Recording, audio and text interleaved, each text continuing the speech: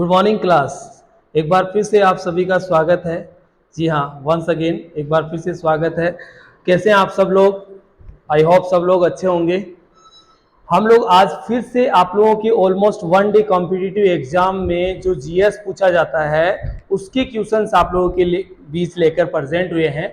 तो बिल्कुल भी आप लोग इस सेशन को स्किप मत करिएगा, क्योंकि इन फ्यूचर जो आप लोगों के एग्जाम में जनरल साइंस पूछी जाती है और आप एग्जाम फेस करने जाएंगे तो इस सेशन से आप लोगों के सामने यहाँ से क्वेश्चंस रहने वाले हैं।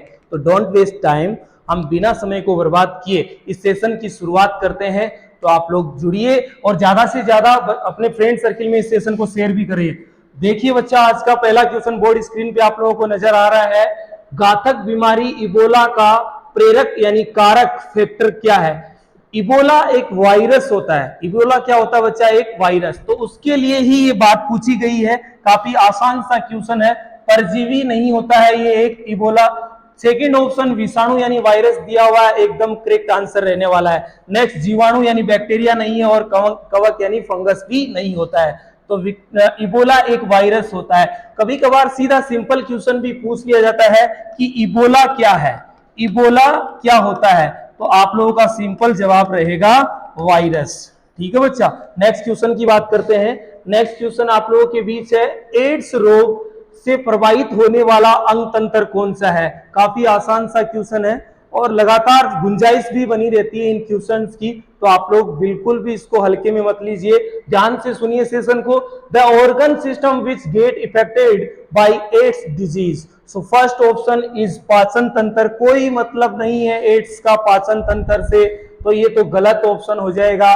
नेक्स्ट आप लोगों के बीच है श्वसन तंत्र यानी रेस्पिरेटरी सिस्टम। बिल्कुल गलत जवाब रहेगा, ये भी कोई इसका संबंध नहीं है, एड्स से रिलेटेड नहीं है ये। और केंद्रीय तंत्रिका तंत्र यानी सेंट्रल नर्वस सिस्टम का भी एड्स रोग के साथ कोई संबंध नहीं है।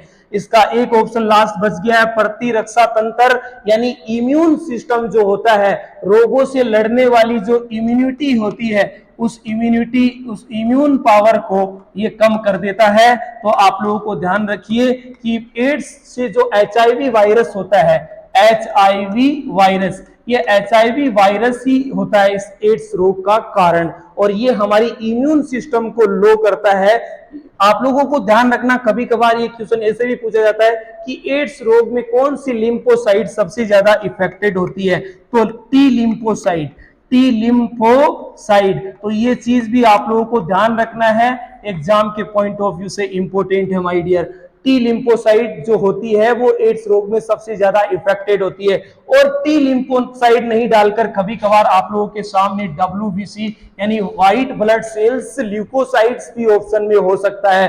और WBC, T lymphocyte, immune system, ये ऑप्शन नहीं दिखाकर आपको वो सिंपली ब्लड सेल्स भी बोल सकता है। तो ब्लड सेल्स में ही आप लोगों का डब्ल्यूबीसी आता है, तो इससे इफेक्टेड होता है। हम लोगों को डब्ल्यूबीसी इम्यूनिटी पावर प्रोवाइड करता है, यानी रोगों से लड़ने वाले शक्ति देता है। आप लोगों के शरीर में कोई भी वायरस, जीवाणु, बैक्टीरिया, कीटाणु जाएगा तो उससे लड़ने की शक्ति हम लोगों को इधर से ही प्रोवाइड होती है। तो इसका एकदम सही जवाब रहने वाला प्रतिरक्षा तंत्र यानी इम्यून सिस्टम। नेक्स्ट क्वेश्चन की बात करते हैं, काफी आसान सा क्वेश्चन आप लोगों के बीच है।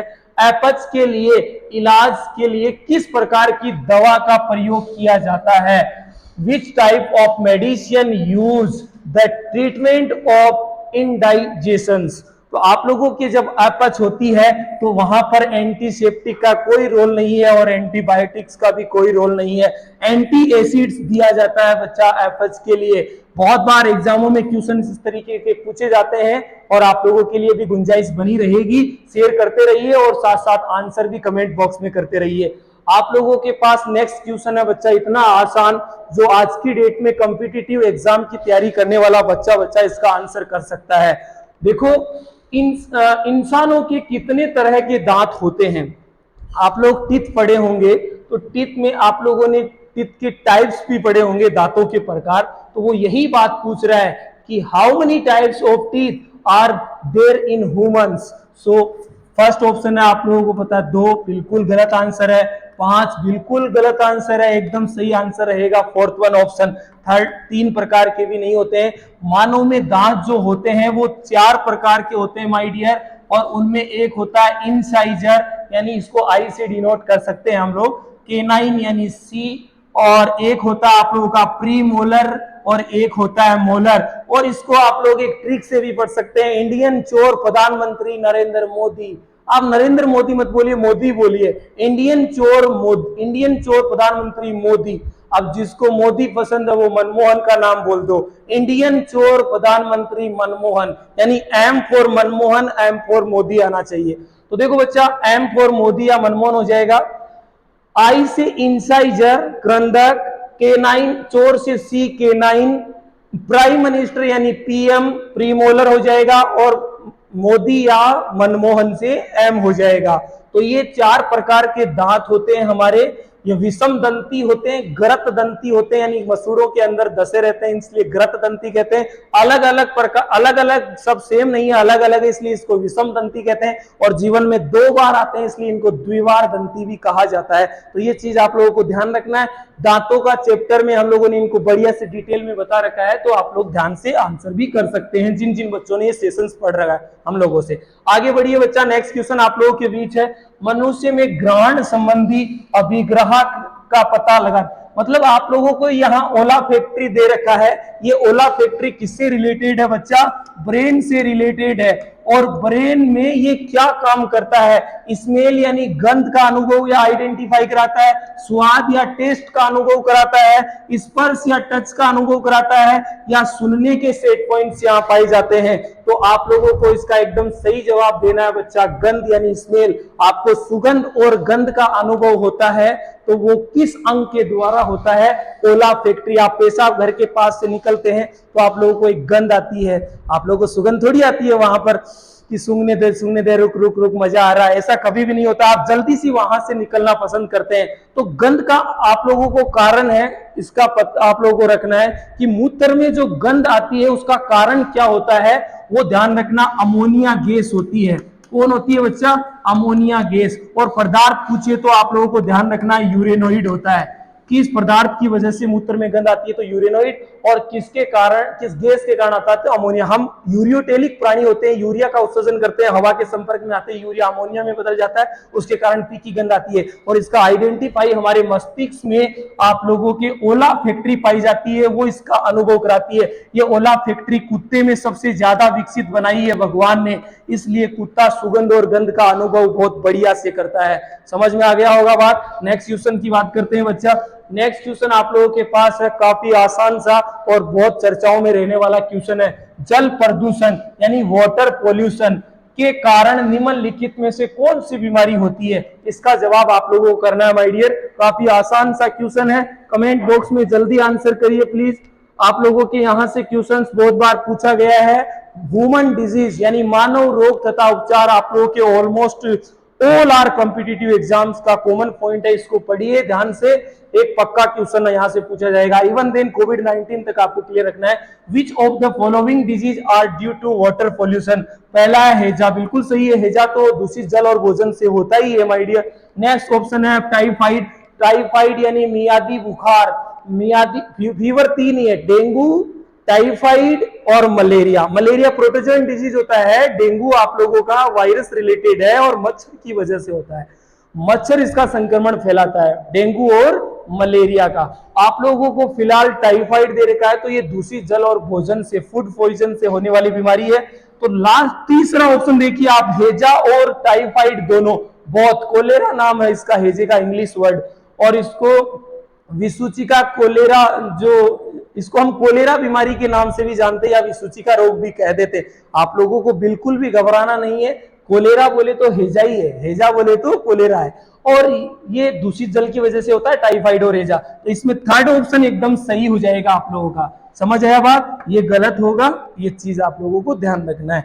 नेक्स्ट क्वेश्चन की बात कर लेते हैं माय डियर। नेक्स्ट क्वेश्चन काफी आसान सा है, आराम से पढ़िए और अपना कमेंट बॉक्स में आंसर लिखिए। इनमें से कौन सी ग्रंथि शरीर में तापमान यानी टेम्परेचर को कंट्रोल करती है? काफी आसान है। विच ऑफ द, बच्चा बता सकता है कंपटीशन की तैयारी करने वाला, इसका जवाब बताइए बच्चा। Which of the following gland regulated the temperature of human body? So काफी आसान है, पीनियल काय को हम लोग पीनियल ग्लैंड कह सकते हैं, बायोलॉजिकल क्लॉक कह सकते हैं, थर्ड आई कहते हैं, हम लोग इसको सॉइल ऑफ ब्रेन भी कहते हैं। यहाँ से आप लोगों को पता है सेराटोनिन सिक्रेट होता है जो नींद के लिए जिम्मेदार होता है। सेराटोनिन हार्मोन, सेराटोनिन हार्मोन नींद के लिए जिम्मेदार है माय डियर। और सेकंड हार्मोन यहां से सिक्रेट होता है, उसका नाम होता है मेलाटोनिन। मेलाटोनिन आप लोगों के त्वचा में मेलानिन पिगमेंट सिक्रेट करता है, बनाता है, जिससे हम लोगों की त्वचा का रंग डिफाइन होता है। बच्चा लोग, ये हम लोगों को मेलाटोनिन कण जो होते हैं, मेलानिन कण होते हैं, वो यूवी रे से भी प्रोटेक्शन या रक्षा देने का काम करते हैं। तो ये तो गलत हो जाएगा, इसका टेम्परेचर से कोई संबंध नहीं है। पिट्यूटरी ग्लैंड से पिट्यूटाइन हार्मोन निकलते हैं जिनके बहुत सारे काम होते हैं अलग अलग अपना। थायराइड से थायरोक्सिन सिक्रेट होता है जो अपने शरीर में बीपी को बैलेंस रखने का काम करते हैं। थायरोक्सिन आयोडीन की वजह से डिसबैलेंस हो जाता है, आयोडीन गड़बड़ किया, थायरोक्सिन डिसबैलेंस हुआ और आपके गोइटर, गलगंड, घेंगा, इस प्रकार की बीमारियों से आप ग्रसित हो जाते हैं। ठीक है बच्चा। लेमेनेरिया शैवाल में सबसे ज्यादा आयोडीन पाया जाता है। लेमेनेरिया, लेमेनेरिया शैवाल में सबसे ज्यादा आयोडीन पाया जाता है, ये चीज आप लोगों को याद रखना है। सबसे ज्यादा आयोडीन लेमेनेरिया शैवाल देता है। और स्पाइरुला शैवाल सबसे ज्यादा प्रोटीन देता है। स्पाइरुला शैवाल, इसको हम अंतरिक्ष शैवाल के नाम से भी जानते हैं। ये अंतरिक्ष यात्रियों द्वारा यूज किया जाने वाला शैवाल है। फिलहाल हम बात कर रहे हैं कि शरीर का तापमान कौन कंट्रोल करता है, तो हाइपोथैलेमस। हाइपोथैलेमस अपने शरीर में टेम्परेचर को कंट्रोल करता है। कितना 37 डिग्री सेल्सियस होता है वो उतना ही बना रहे। आप लोगों को ध्यान रखना, ताप को कंट्रोल करने का काम तो ये कराएगा, लेकिन टेम्परेचर का अनुभव कौन कराता है? ताप अनुभव आप लोगों को थैलेमस कराता है। ताप अनुभव, ताप अनुभव अपने ब्रेन का ही पार्ट होता है थैलेमस। वो थैलेमस आप लोगों को ताप, दर्द, ठंड, गर्म आदि का आइडेंटिफाई थैलेमस कराता है। जबकि भूख, प्यास, दुख, खुशी, प्यार, नफरत के साथ साथ तापमान को कंट्रोल हाइपोथैलेमस कहते हैं। हम इसको, आप लोगों को ध्यान रखना, इसको हेडमास्टर अंग भी कहते हैं। आप लोग ध्यान रखना, इसको ग्रंथियों का दादा कहते हैं। ग्रंथियों का बाप किसको कहते हैं, तो पीयूष ग्रंथियों को। ग्रंथियों का दादा किसको कहते हैं, तो हाइपोथैलेमस को। और परदादा किसको कहते हैं, तो मस्तिष्क को। नेक्स्ट क्वेश्चन बात करते हैं बच्चा, आप लोगों से 8 नंबर क्वेश्चन पूछा जा रहा है कि मानव पाचन तंत्र के इनमें से किस अंग में भोजन का पाचन पूर्ण रूप से या कंप्लीटली हो जाता है। इसका जवाब करना है, इन विच of the following parts of the human digestive system is the digestion of food completely। काफी आसान क्वेश्चन है। पहला ऑप्शन आप लोगों के पास है छोटी आंत, दूसरा ऑप्शन आप पढ़ रहे हैं बड़ी आंत यानी लार्ज इंटेस्टाइन, और नेक्स्ट ऑप्शन है माउथ, और लास्ट वन ऑप्शन है स्टोमक यानी कि अमाशय, या इसको आप लोग पेट भी कह सकते हैं। तो कई बच्चों का जवाब आप लोगों का लास्ट ऑप्शन होगा, लेकिन गलत आंसर है आपका। एकदम सही जवाब रहेगा छोटी आंत, यानी पूर्ण रूप से कंप्लीटली डाइजेशन अपने भोजन का होता है वो छोटी आंत में होता है। सबसे ज्यादा भोजन का पाचन भी इधर ही होता है। जल का ज्यादा अवशोषण पूछा जाए तो वो बड़ी आंत में होता है। तो बात समझ में आ गई होगी, इसका सही जवाब फर्स्ट ऑप्शन रहेगा। नेक्स्ट क्वेश्चन की बात करते हैं, काफी आसान सा क्वेश्चन है, 9 नंबर का क्वेश्चन। ध्यान से पढ़िए बच्चा इसको। आप लोगों के बीच जो क्वेश्चन है 9 नंबर का, निम्नलिखित में से कौन सी हड्डी महत्वपूर्ण अंगों की रक्षा के लिए उत्तरदायी होती है। Which of the following bone is responsible for the protection of important organs. Important organs क्या? अपना ब्रेन बहुत इंपोर्टेंट ऑर्गन है अपनी बॉडी में, और इतना स्मूथ और मुलायम है कि आप बाहर निकाल के इतनी सी हल्की चोट मारोगे ये डैमेज हो सकता है। हार्ट आप लोगों का ध्यान रखना काफी इंपोर्टेंट ऑर्गन है। जिस दिन ये रेस्ट करेगा, जिस दिन ये रुक जाएगा, उस दिन आप लोग भी रुक जाएंगे। तो इनका होना काफी इंपोर्टेंट है, और ये इतने मुलायम और स्मूथ होते हैं, हल्की भर चोट से डैमेज होता है, इसलिए भगवान ने इनको हड्डियों से कवर कर रखा है। तो कौन सी हड्डी है जो इनको रक्षा देती है?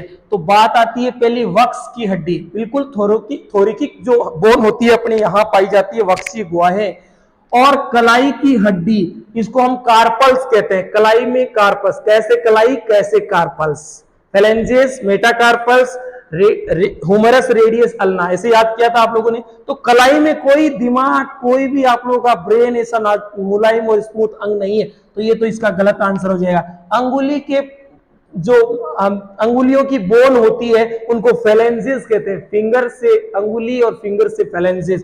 तो ये भी आप लोगों को पता है, कोई रक्षा नहीं कर रही है यहाँ पर इंपॉर्टेंट ऑर्गन की। और प्रंगडिका मतलब ह्यूमरस, ह्यूमरस हाथ में होती है और ये भी कोई प्रोडक्शन का काम नहीं कर रही है। प्रोडक्शन का काम करती है बच्चा आप लोगों की वक्स की हड्डी, इसको हम थोरैकिक बोन के नाम से भी जानते हैं। और यहाँ हमारा हार्ट होता है। आप बाहर से कितना तेज मारते हैं, साला हिम्मत है तो सामने आके दिखा, लेकिन अंदर से आप हार्ट को निकाल के इतनी सी चोट मारेंगे खराब हो जाएगा।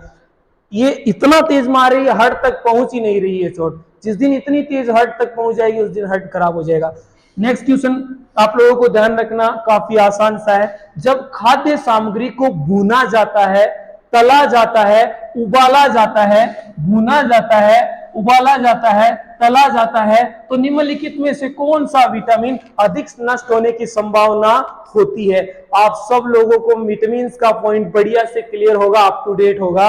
आप सब लोगों को पता है कि सबसे पहले नष्ट कौन सा विटामिन होता है? सबसे पहले जो नष्ट, सभी विटामिन नष्ट होते हैं, लेकिन सबसे पहले नष्ट होने वाला जो विटामिन होता है बच्चा, वो होता है सी। और इसको हम टेक्निकल नाम जो दिए थे, एस्कोर्बिक एसिड के नाम से भी इसको जाना जाता है, जिसमें आंवले में इसकी प्रचुर मात्रा होती है और इससे स्कर्वी रोग हो जाता है। स्कर्वी रोग को आप लोग नाभिक रोग भी कहते हैं। ये चीज आप लोग ध्यान रखिए। इसका एकदम सही जवाब रहेगा विटामिन सी। और ये सबसे पहले खोजा गया विटामिन भी है। सबसे पहले खोजा गया विटामिन कौन सा विटामिन है?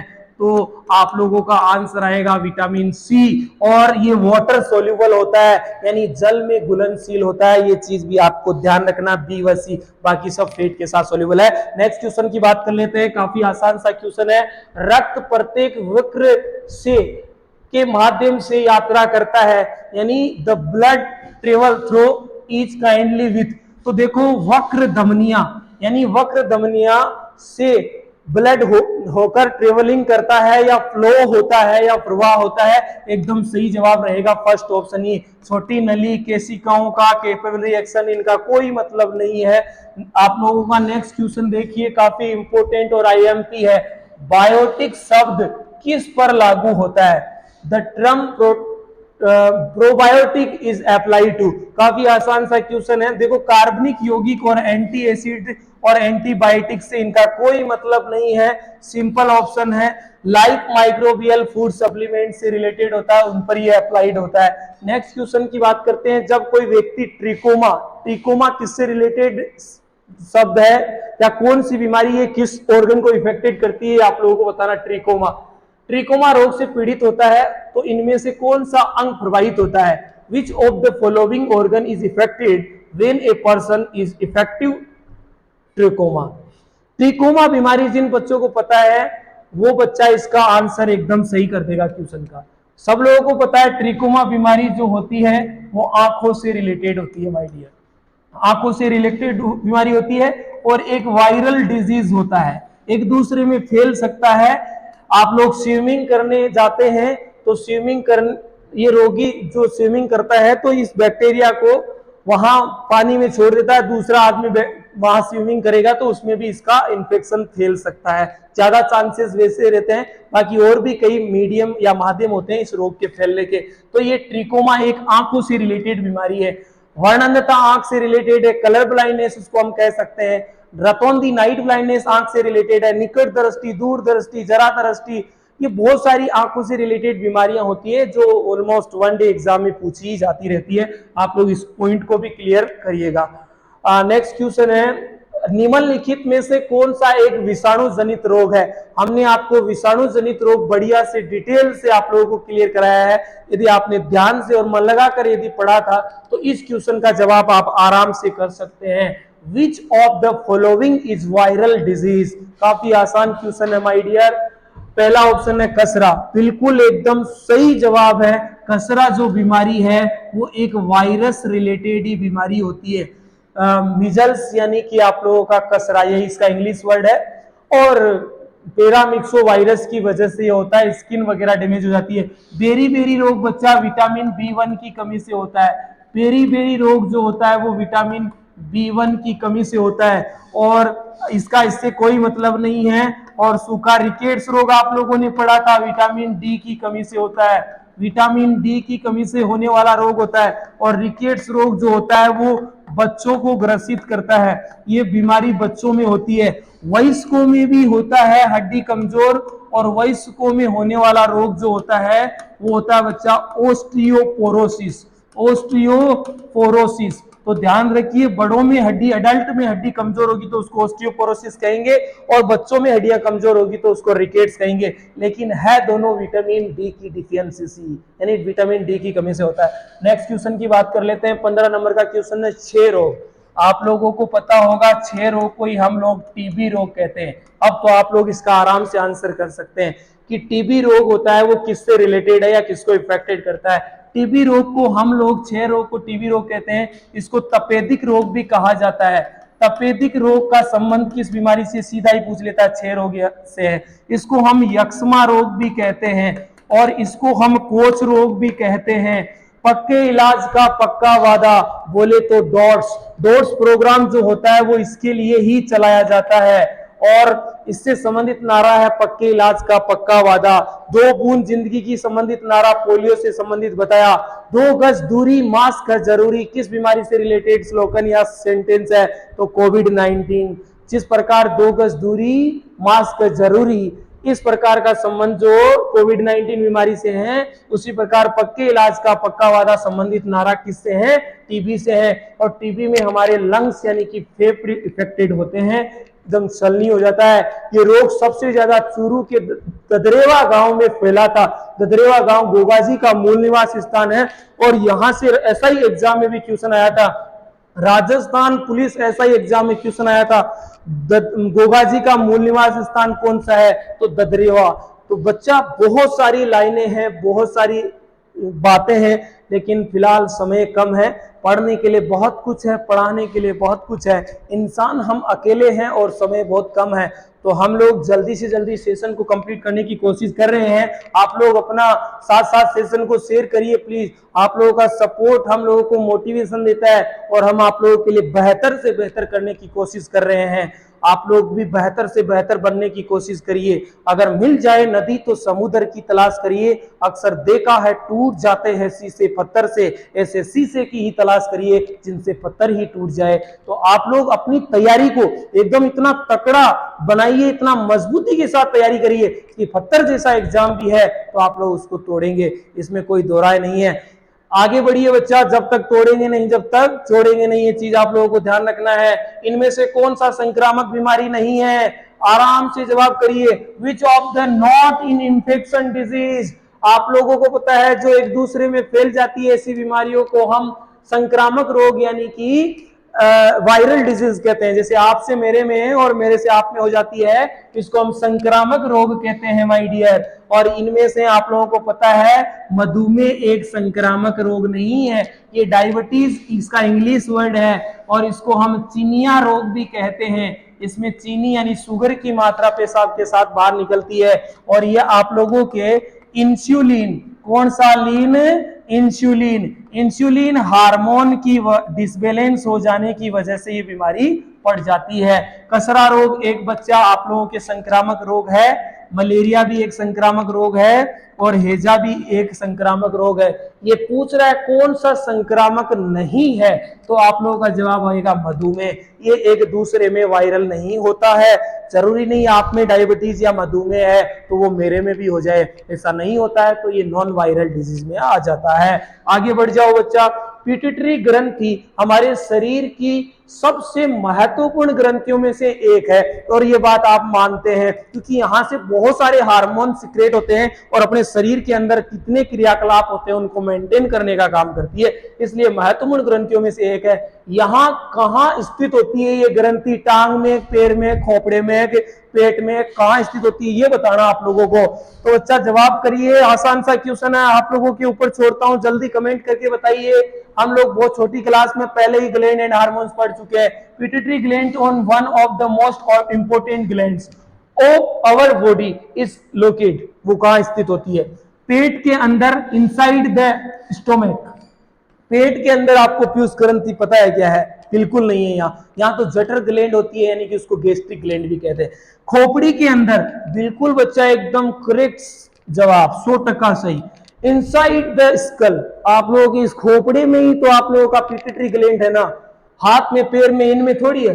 रीढ़ की हड्डी के निचले छोर के पास, नहीं, गलत आंसर है। और छाती के अंदर, इनसाइड द चेस्ट, नहीं, यहां कोई पिट्यूटरी ग्लैंड नहीं है। आप लोगों का एकदम सही जवाब जाएगा बच्चा, second option is correct. Next question की बात करते हैं, और वो आप लोगों के 18 नंबर का क्वेश्चन है। सही जवाब करिए, अपना आंकलन करिए कि अभी तक 18 क्वेश्चन में से मैं कितने क्वेश्चन का जवाब सही कर चुका हूं।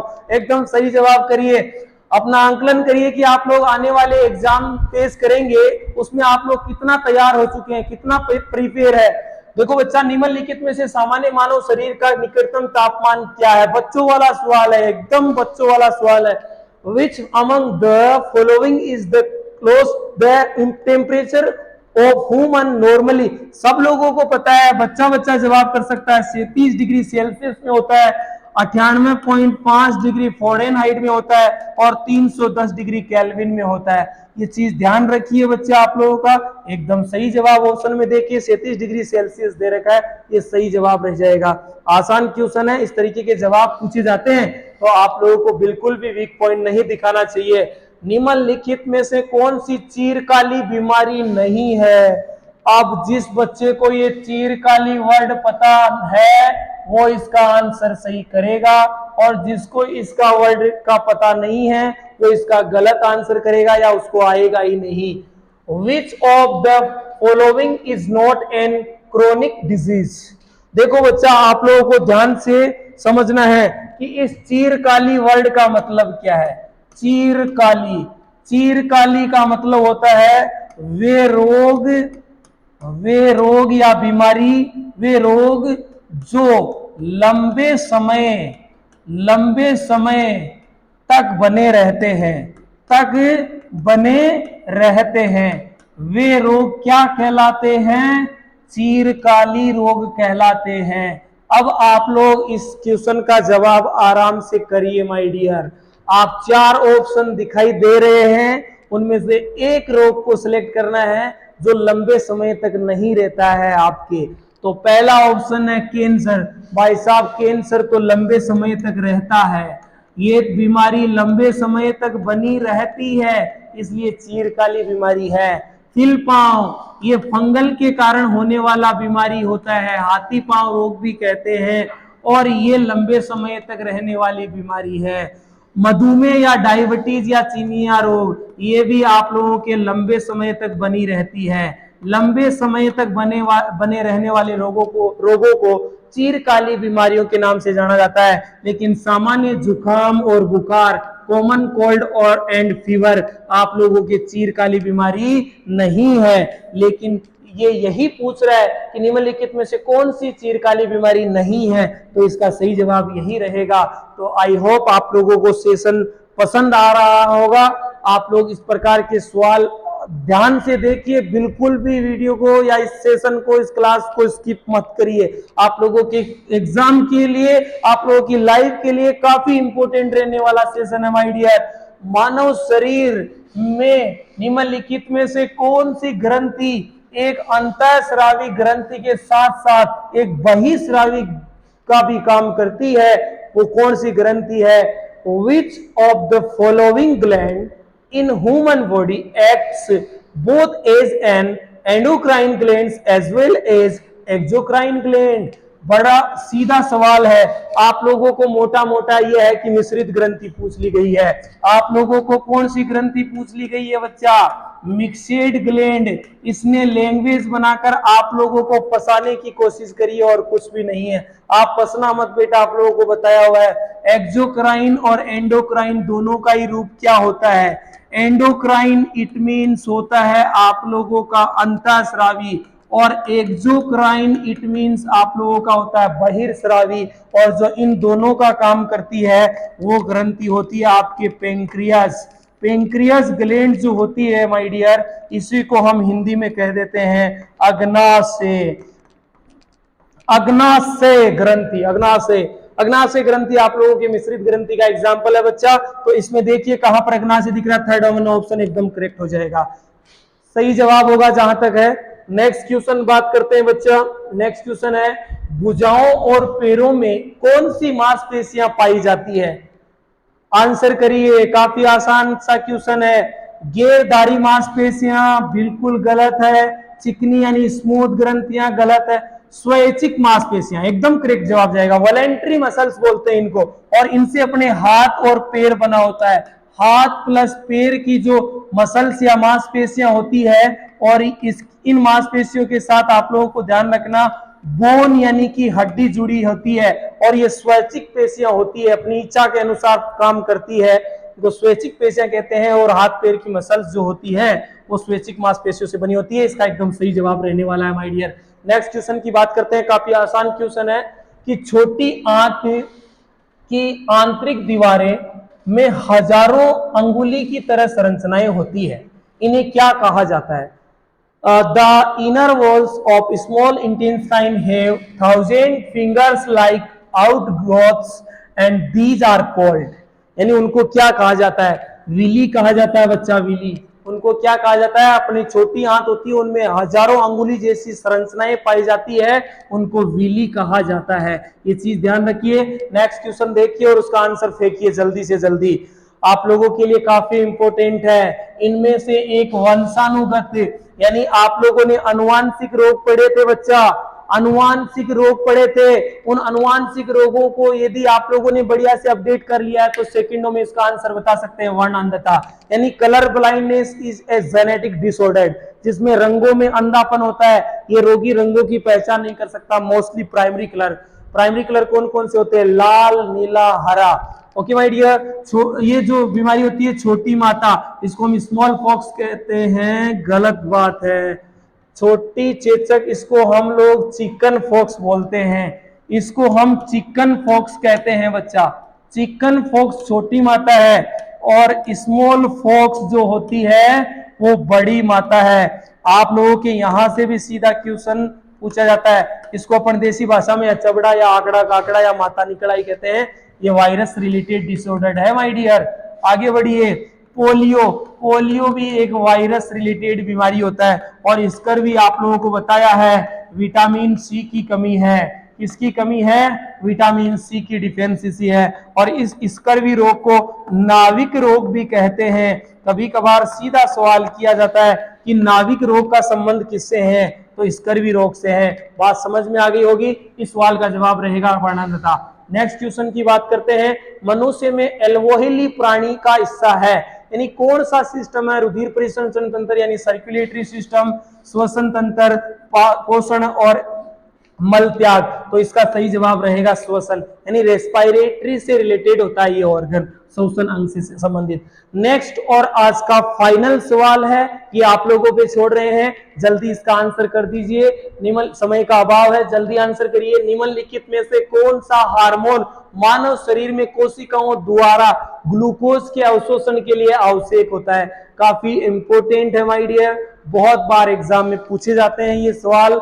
आप लोग इनको ध्यान से देखिए, एक बार में समझ में नहीं आता है तो दोबारा से इस वीडियो को देखिए, आप लोगों के सबकॉन्शियस माइंड में चला जाएगा, तब कोई दिक्कत नहीं होगी, आप एग्जाम हॉल तक लेकर पहुंच जाएंगे इन क्वेश्चंस को। जवाब आएगा आप लोगों का इंसुलिन। जवाब क्या आएगा बच्चा? इंसुलिन। जीएच हार्मोन जो होता है ग्रोथ हार्मोन, ये पिट्यूटरी से रिलेटेड होता है। टीएच हार्मोन पिट्यूटरी से रिलेटेड होता है, और अपने जो शुगर से वो इंसुलिन पेनक्रियास से सिक्रेट होता है। और ये देखो एड्रिनल ग्रंथि से रिलेटेड है।